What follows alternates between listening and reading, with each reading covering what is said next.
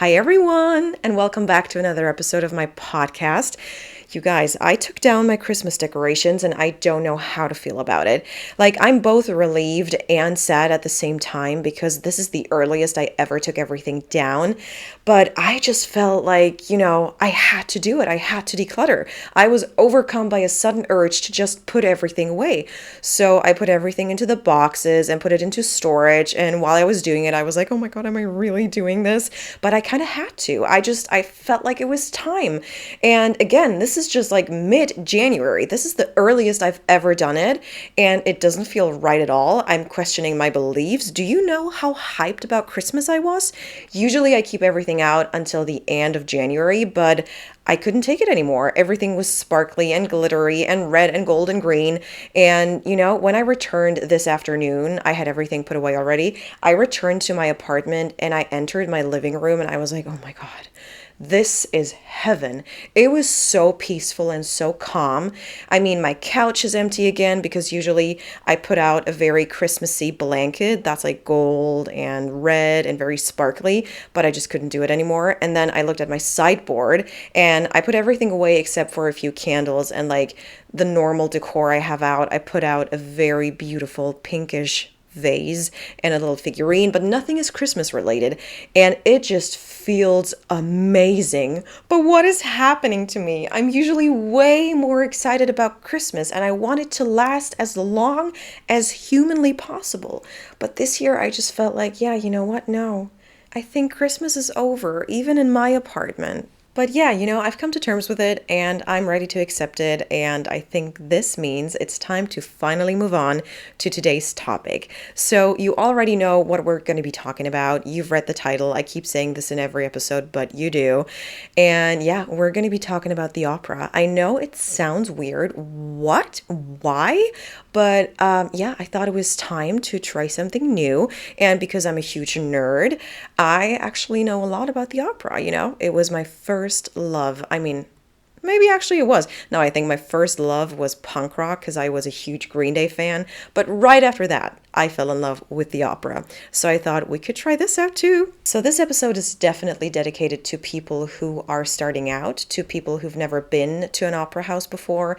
It's supposed to be like opera for beginners, a little guide to just, make you comfortable with the topic and with opera itself. And I think, when I started out and when I went to see my first opera, I was completely overwhelmed and just super lucky that I saw a good one in the beginning. But I know for a lot of people, it's, like a hit or miss situation. And if they once go to the opera and they don't like it because maybe they chose a really bad one to begin with, this might be the one experience that makes them, stay away as far as possible from any opera house. They might never return. And I really don't want this to happen to you because the opera is a beautiful thing, but you do have to get used to it.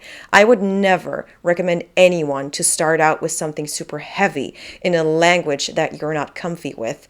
And all of those things really matter. So I think in this episode, we'll look at what kinds of operas there are, what the opera really is, and you might notice that it's not so different to what you're usually used to if you like musicals or other shows. So most opera houses also show ballets or musicals. So you have one house, one stage, and it's used for different kinds of art. But the thing is that I think some people throw everything into one pot and it's just not the same thing. So if you have one of those very weird and negative experiences from your childhood, maybe your family forced you to go to the opera house to see a Christmas ballet or something, and ballet is maybe just not for you and you just don't like it, don't shy away from anything else that's shown in the same theater because it's not the same kind of art. Maybe also just the specific ballet wasn't for you. All of those things really matter. This is also why I'm creating this guide so you don't go to an opera that that just might not be for beginners. And at the end of the day, of course, it's all a matter of taste, and it's just a suggestion from my personal experience. But I do remember seeing some operas and I was like, oh, what did I do to myself? Why am I doing this? There are so many preferences that make your experiences good or bad. So I just don't want you to rely on past memories that might cloud your judgment. Maybe you've grown and your taste has developed, and maybe you would enjoy the ballet that you didn't like as a child, because I think like forcing your children to sit through a 2 to 3 hour ballet or opera, why would they want that? Why would they enjoy that? And there are children who do enjoy it, but I think the average child likes to just like go play outside or do something else. I think it's very hard to just sit still, not make any noise, and watch something that they might not even be able to comprehend. Again, it's not every child, it's not every parent, it's a very, very subjective and personal thing. But if you have any negative childhood experiences, just don't shy away from trying again, because you might fall in love with ballets or musicals or operas when you're a grown-up and an adult. All right, now that we've covered that, I think it's finally time to move on and really get started. So at first I was thinking, why is the opera so special to me? Why is it so unique? And why do I like it so much? I'm making a podcast episode about it. I must love it. And I do. And I think that's why it's a combination of many things. So for example, first of all, of course, you have the most beautiful music. There are, like very old operas out there with more classical, traditional, and old music, but there are modern operas out there. So you can find them if you're looking for them. It really depends on your taste. But the opera and going to the opera, I think, can also be a special occasion. It could be a date night or an even more special occasion. You can dress up. You get to see amazing performances. I mean, what opera singers do with their voices, it should not be underestimated. It's a sport. It's like running a marathon. It's physically insane. It's so amazing. And I just recently realized not a lot of people are aware that opera singers do not use microphones. They do everything they do without any technical support. Like they do that with their voices and their bodies and just their techniques. So if that's not impressive to you, I don't know what is.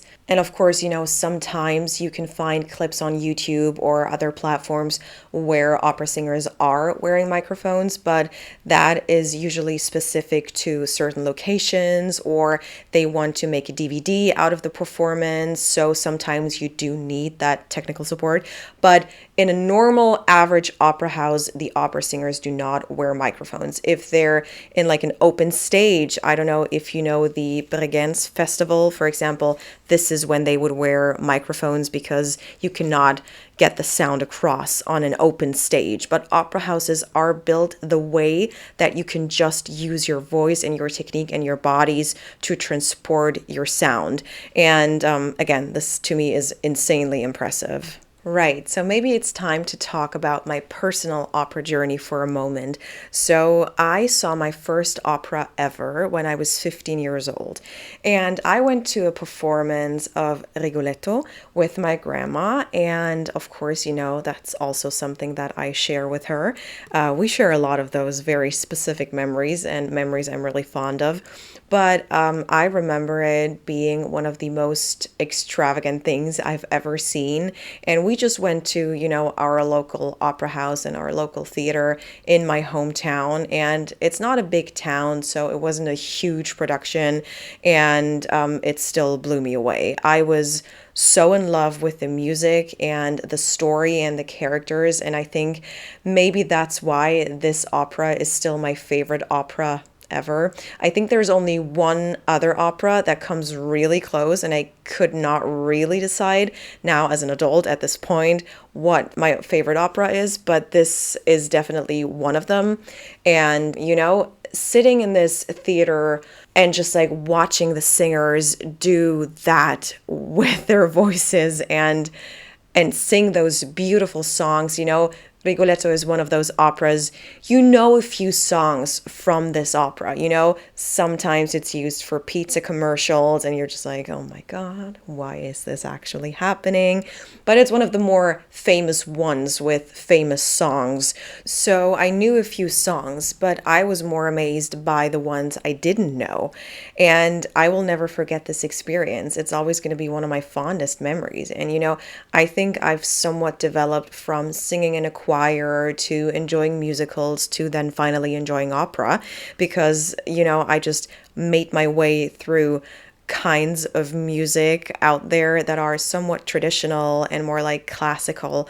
There are also very traditional musicals out there, you know. I think West Side Story, never forget that it was written by Leonard Bernstein, who used opera singers in one of his first productions ever, you know. So it comes really close to what I then enjoyed about the opera.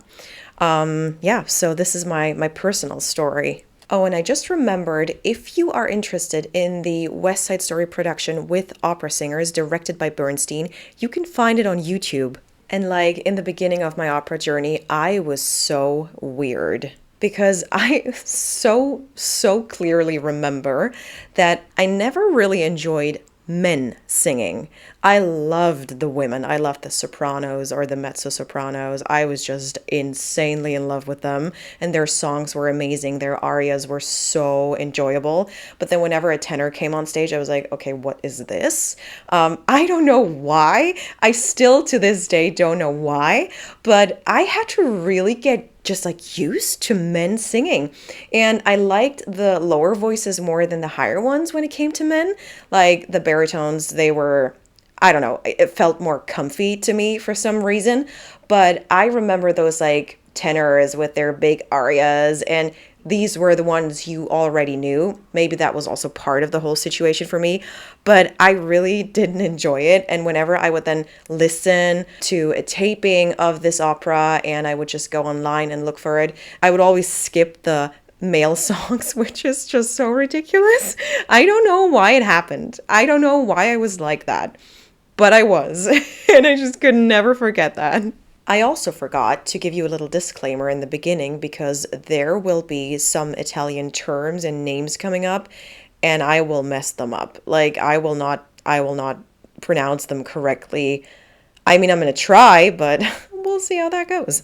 Anyway, so I just thought, just so you get like an overview, there are a lot of different kinds of operas out there, but the most important ones are the tragedy and the comedy. So the tragedy is called opera seria and the comedy is called opera buffa, or sometimes also opera comique, but I think that's just the French term. So yeah, depends.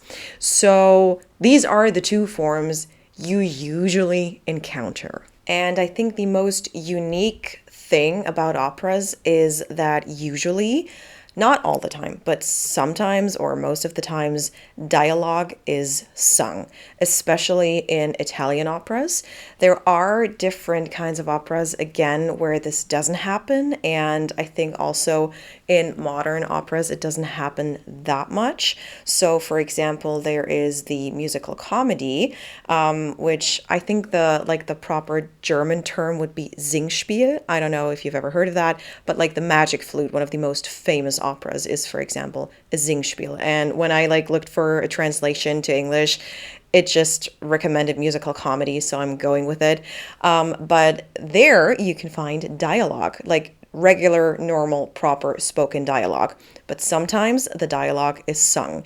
And to me, honestly, this is something I've never enjoyed about operas because it doesn't really sound good. Like there are no like real melodies you can pick up on. And yes, it gets the story along. It is what it is. And it sort of like distinguishes that kind of the opera from the arias and like big musical numbers. But I much prefer operas where dialogue is actually spoken. So it depends on what you prefer, but just be aware that you might go to an opera where they just don't speak all night. And I've already mentioned festivals. So the Bregenz Festival, which I think is one of the most famous ones, but also there is the Salzburg Festival, a festival in Austria. Then in Germany, there is a festival dedicated to Wagner.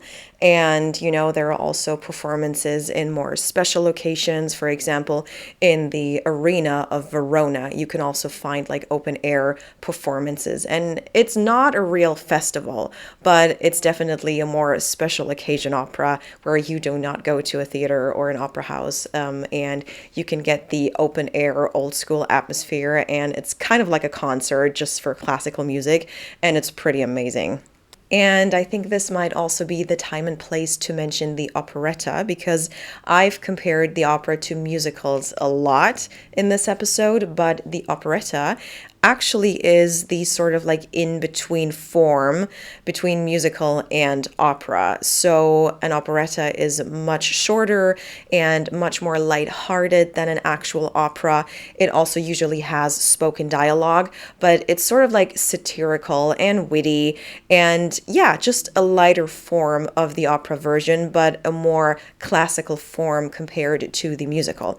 But if you're not sure if you're ready for an opera yet, you might try an operetta and see how you feel about that. And also, there are several languages in which operas are written. And I think the most popular ones are Italian, French, and German. But also, I've been to Russian operas or Czech operas or English operas. There are so many languages. Sometimes operas are also translated. I'm not a big fan of that. I do understand that you want the audience to understand the plot, but just do subtitles. You guys know, I hate when operas are translated. And it happened a lot, way back when, like a few decades ago. And I've never been to an opera that's been translated, but I've seen some versions of that online. And I just don't like it. I think it's always nicer to stick to the original script and the original lyrics and the original form, it was supposed to be in. And I think that the translation sometimes makes the plot and the story suffer a bit, because with a direct translation that also fits the music, which can never change, it just never works. It just doesn't feel right. So I think subtitles do the trick. They make you understand what this whole thing is even about, but it still sticks to the original way. And yeah, as I said, I think the most common ones are Italian, French, and German. And I think it's time to finally start talking about some specific operas. Right. So if you feel like you're ready, you want to go see an opera, you feel like you can finally enjoy it, and you want to start with something amazing so you'll return, where are you going to start? So I thought a few tips and tricks would, for example, be start with a topic or a story you know. If you are into history, for example, you could go see Maria Stuarda by Donizetti, which is about Maria Stuart and her entire story. If you are into literature, you could go see A Midsummer Night's Dream by Benjamin Britten, which is fully about the Shakespeare play, so you cannot go wrong with that. You could also go and see Romeo et Juliette if you are into something romantic by Gounod. It's a French opera and it has beautiful music, so I do recommend that one. And if you are into mythology, maybe you want to go see Orfeo et Euridice by Christoph Willibald Gluck, which you can sometimes find in Italian or in German, so you might also find it as Orpheus und Eurydike, but it really depends on the production and probably where you see that. But these are just some examples. And other tips and tricks would be go for something short, go for something light, maybe something funny. And this might make your first experience a very good experience. But if you're into dramas and people dying, go for it. Go for the really heavy stuff. No one's keeping you from that. I'm just trying to, figure out some ways where you can ease into the world of opera. But if you want to see people dying and you want the full-on dramatic stuff, you do some Puccini. You cannot go wrong with that either. And I think in general, it's kind of safe to say if you want to start with an opera and you've never heard of anything before It's always a safe bet, in my opinion, to start with anything Italian or anything French. Yes, you can find a lot of big Italian dramas, but just go for something that you might have heard once. And if you're really not sure and you really don't know anything, go for something Italian or something French. I think at least you get amazing music, even if the story is really dramatic and you really wanted something lighter, you can always read up on the plot. So if you go to the website of your local theater, just check out the titles that they have, the operas that they will do, and just Google the plot. Spoilers are part of the whole thing. Don't worry about it. You sometimes need to read up on the plot. It depends on the production, of course, but sometimes it's better to read up on the plot. So just read through the plot and then decide. But if you go for anything Italian or anything French, I don't think you can go wrong. And to finish off this episode, I thought I would just name a few operas I would recommend for beginners and a few I would absolutely not recommend for beginners. Because, all of that comes from my personal experience. So do not forget, it's all a matter of taste. It's all a matter of preference and what you enjoy and what you like. But from my own personal experience, let me just go through a few operas which are amazing for beginners, which have great stories or great music, or let me just explain as we go along. So the first opera on my list is Carmen by Bizet, Georges Bizet, and it's a French opera if you couldn't tell. And I think Carmen is one of the best operas to begin with because it has a super exciting story. There's some romance, there are some very exciting scenes. There is usually a death at the end of the opera, which doesn't hurt, it's super dramatic and exciting. And the music is just great. It's one of the most famous operas. It definitely has some songs and you've heard before. I don't think you could have lived your life without anything from Carmen. I think at least in one or two commercials you've heard it before. And I think it's an overall amazing combination of solid storytelling, solid plot, solid characters, good music, usually amazing performances. I mean, that's probably a given. And you can't really mess this up, even if it's a terrible production. I don't think you can really mess it up. At least you get the whole thing across pretty easily. And I think it's very enjoyable if you've never experienced an opera before. Next on my list of operas I would recommend is La Traviata. This is one of my absolute all-time favorites. The music is great. The music is amazing, actually. It's by Verdi. It's one of the most famous operas out there, I think. At least once a season, there will be an opera house near you which will do La Traviata, and I think rightfully so. It's a very dramatic and romantic story. It captures your heart. The music just supports it throughout. I mean, that's the whole point, I know, but the music is awesome. You will definitely 100% know a few songs from that opera, and it's just an overall enjoyable thing.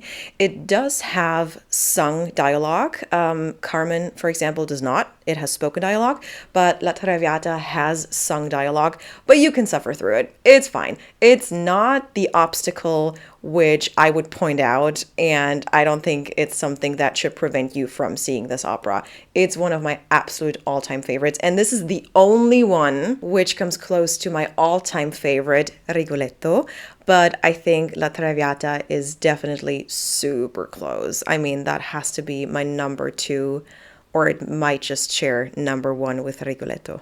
Right. My next opera on my list is one I really don't like, but I think it's still a good one for beginners. So here we are again with It's All a Matter of Taste, and it's La Bohème by Puccini. I hate it. I really don't like it. I hate the music. I know I'm not really advertising this really well right now, but it is a matter of taste, and I think it's a favorite opera for so many people, and an all-time favorite. You can also find it everywhere. It has some very good music, and there are some arias even I enjoy, but I think Puccini just isn't my composer. I just have to admit it, you can't like everything, and this is the case for me, but it's a very romantic and just like a very tragic story. I think you can easily relate to the characters and the romance and to the loving couple, and it kind of makes you just feel for them and just getting this feeling while watching an opera, I think this is very important, that you just feel for the characters and you can relate and you can suffer with them. And I think La Boheme really makes it easy for you to tag along, to be part of the story, and to enjoy it. And in contrast to me, you might even enjoy the music. And I don't know if you've noticed, but so far all the examples I've mentioned are either Italian or French. So I think it's only reasonable to continue with a German one. And my number 4 on my list for operas for beginners is Die Entführung aus dem Serail. It's by Mozart, and in English it's The Abduction from the Seraglio. I think you can kind of guess what this is about now that you've heard the translation of the title. And I think you know why I have this on my list.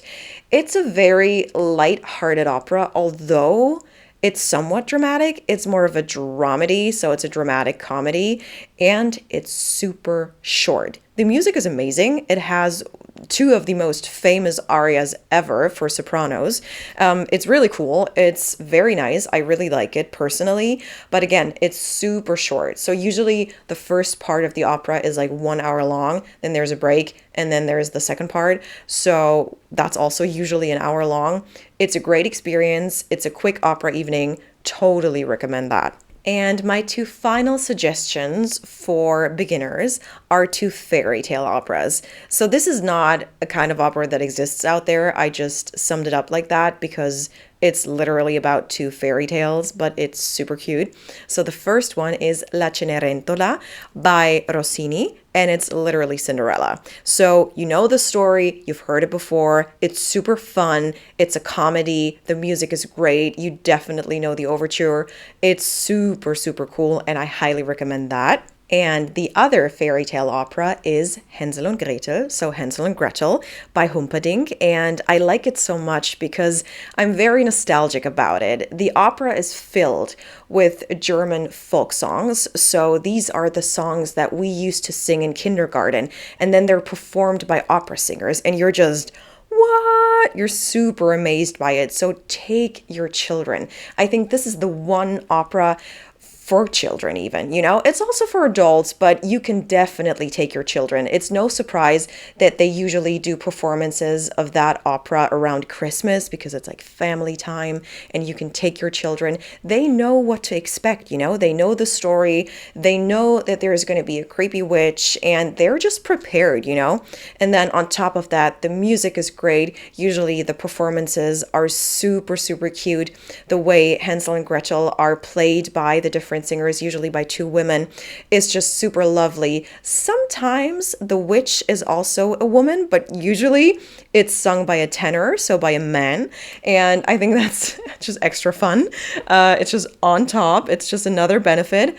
But yeah, I think it's one of the best opera experiences I've had even as an adult, because this is just an opera you can simply, like, you know, you can sit back, enjoy, and just take it all in. And it's somewhat magical, even if you're an adult. Okay, so these are the operas I would recommend for beginners. And then I'm just going to quickly name a few I would not recommend. I wouldn't recommend anything by Wagner.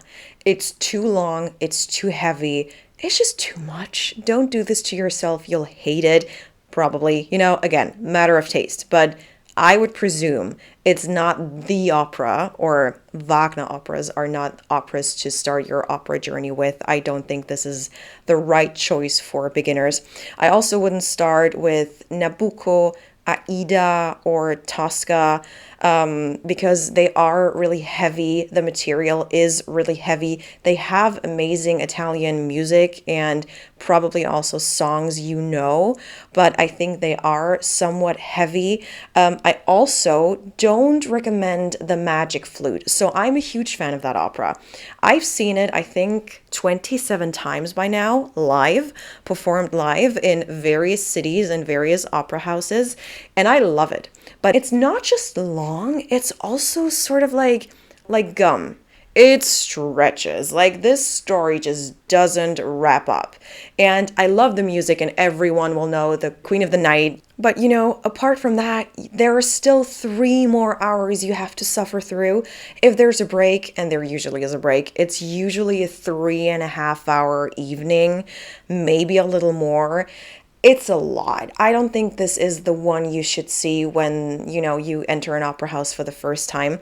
Funny enough, this was the second opera I ever saw, and this is how I felt. I fell in love with it. I loved it. I started loving it. I still do, by the way. But I don't think it was a good choice for this to be my second opera ever, because I sat there and I was like, oh God, when is this ever gonna end? And it just didn't. It didn't end. It felt like it never ended, but then of course it did. So I think it's too long. If you just want to see it because it's famous and you want to hear that song, you go for it. Maybe you'll enjoy it. But I think it somewhat drags on. It's not an easy watch. It's not an easy thing, like a very lighthearted night. Not really. So if you're into it, go for it. But otherwise, I would probably not recommend it. It's not on the top of my list, at least. And I could go on and on and on recommending and trying to make you stay away from certain operas, but at the end of the day, it's your choice. I would just highly recommend, if you're into it and you've seen a couple of operas, go check out more modern operas. I've once seen an opera that was called The Man Who Mistook His Wife for a Hat. And it's based on a psychological story by Oliver Sacks and an actual patient that Oliver Sacks treated. And it was just so interesting and also moving. And the music was so nice. And I know it's one of the more modern operas out there. And I hope some theaters pick it up because it's a short opera that you would probably love. I really liked it and I thought it was so moving, and I was so emotional about it. So you can find anything that you're looking for out there. If you want to go for a very classical one, maybe do something from the 18th century, go have your Mozart, or the 19th century, do your Verdi and all of the other cool Italian and French guys you can find out there, but also try some modern operas. I think you'll love it. I think you'll love it either way. So I think there's nothing else for me to say except go to the opera, people. It's amazing. And thank you for listening. I can't wait for you to tune in next week. Bye.